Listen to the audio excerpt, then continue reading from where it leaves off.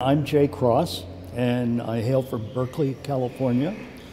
I run an Internet Time Group, but I am Internet Time Group. It's a group of one. And I've been tracking e-learning and informal learning for the last dozen years. I'm sort of one of the early fish in the pool, if you will. Great.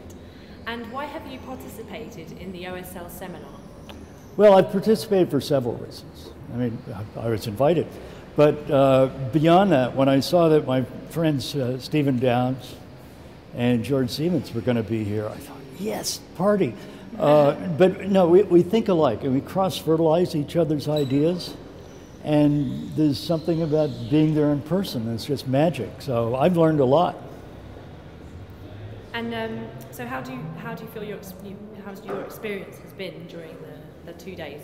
It's been positive. Well, I told Emma that I thought this was dynamite. I mean, I judge things by how much I learn, and I learned a whale of a lot just talking with people and sort of looking into their viewpoint, seeing where they are. There are a lot of us who are thinking along parallel paths. We have different vocabularies to describe it, and now that we can sort of mesh up our languages, it makes it much better. And which is the main issue you think needs to be addressed in order to fully develop open social learning to its full potential? Ooh, to its full potential.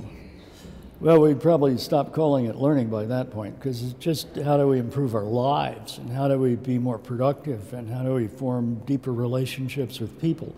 So, eventually, this is just going to be the way that it is. Immediately, I think we've got to escape the bonds of the past and sort of an industrial way of thinking about things. I mean, the world is not a machine. The world is organic, and yet learning is sort of mechanical the way we've been trying to do it. And new learning scenarios, like the Bologna process in Europe, see learners as potential professionals. Do you think social networks could be used to establish stronger relationships between current and future employees, incorporating informal learning into a formal one? Now, since I'm the guy who wrote the book on informal learning, I'm rather biased. I think that organizations that don't take advantage of social media will go out of business because they will be operating so slowly, and it'll be individuals who are uncoordinated.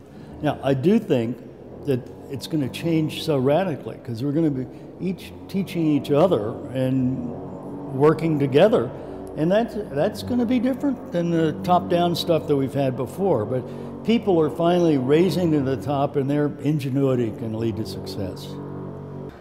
For the next seminar, Emma had mentioned sort of evaluation and assessment, and I think this is an area which really needs a lot of work.